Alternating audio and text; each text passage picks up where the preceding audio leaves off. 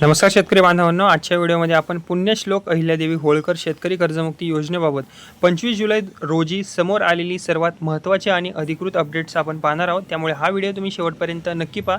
आता जर आपण सगळ्यात पहिली अपडेट जर बघितली तर आता राज्य सरकारने पुण्यश्लोक अहिल्यादेवी होळकर शेतकरी कर्जमुक्ती योजनेअंतर्गत निधी वितरणाची जी प्रक्रिया आहे ती आता वेगाने आता सुरू केलेली आहे। यामध्ये लाखो शेतकऱ्यांना आता मोठा दिलासा सुद्धा मिळणार आहे।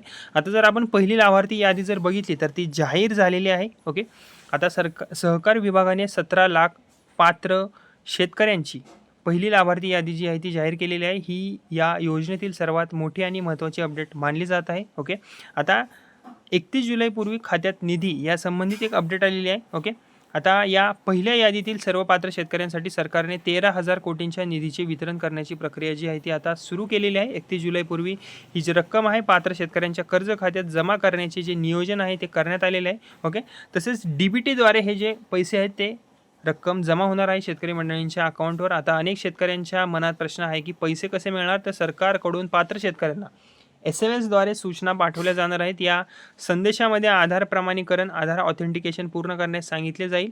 आधार प्रमाणीकरण म्हणजे काय की आपल्या आधार क्रमांकाची अधिकृत पडताळणी करूनच आपणच लाभार्थी असल्याची खात्री करणे। ओके, याला आधार ऑथेंटिकेशन म्हणतात आणि ते करणं गरजेचंच आहे। ओके, आता आधार पडताळणीनंतर नक्की होणार काय? आता ज्या शेतकऱ्यांचे आधार प्रमाणीकरण पूर्ण होईल म्हणजेच की आधार ऑथेंटिकेशन पूर्ण होईल त्यांच्या कर्ज खात्यात थेट DBT म्हणजे डायरेक्ट बेनिफिट ट्रान्सफर पद्धतीने कर्जमाफीची रक्कम जी आहे ती जमा केली जाईल। DBT म्हणजे काय, जर हे आपण बघितलं तर DBT म्हणजेच की डायरेक्ट बेनिफिट ट्रान्सफर म्हणजे सरकारकडून लाभाची जी रक्कम आहे कोणत्याही मध्यस्थाशिवाय, कुठल्याही मधल्या माणसाशिवाय ओके थेट पात्र लाभार्थी शेतकऱ्यांच्या खात्यात ही जमा केली जाते रक्कम ओके सरकारकडून।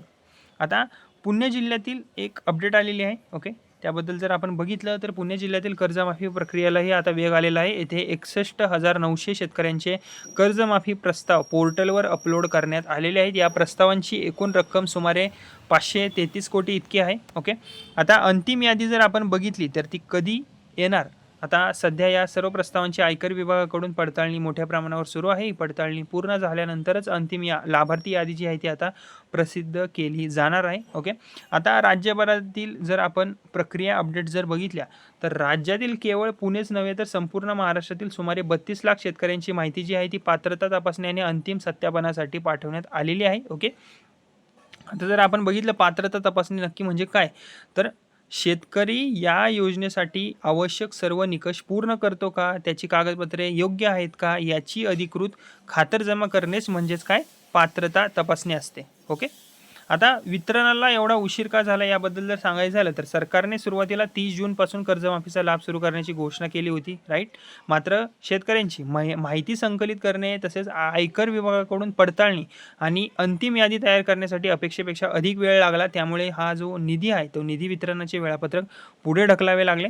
ओके, तसेच मुख्यमंत्री देवेंद्र फडणवीस यांनी स्पष्ट सुद्धा सांगितलेले आहे की एकही पात्र शेतकरी या योजनेपासून वंचित राहणार नाही। सर्व पात्र शेतकऱ्यांना कर्जमाफीचा लाभ जो आहे तो निश्चित दिला जाईल असा विश्वास त्यांनी सुद्धा व्यक्त केला आहे। ओके, तसेच याच कार्यक्रमामध्ये मुख्यमंत्र्यांनी आणखीन एक महत्त्वाची माहिती दिलेली आहे की राज्यातील 50 लाख शेतकऱ्यांचे सुमारे 48,000 कोटींचे वीज बिल माफ करण्यात आल्याची माहिती त्यांनी सुद्धा दिलेली आहे। त्यामुळे होणार काही शेतकऱ्यांना मोठा आर्थिक दिलासा मिळणार असल्याचे त्यांनी सांगितलेले आहे।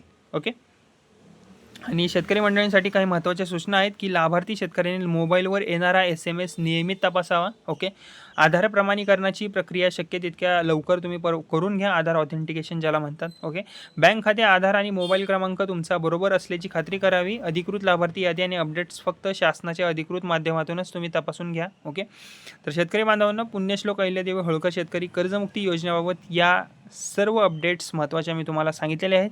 जर ही माहिती तुम्हाला उपयुक्त वाटली असेल तर व्हिडिओला लाईक करा, शेअर करा आणि अशाच महत्त्वाच्या शासकीय योजना व शेतकरी अपडेट्ससाठी आपल्या या बडी चॅनलला सबस्क्राईब करायला विसरू नका। धन्यवाद।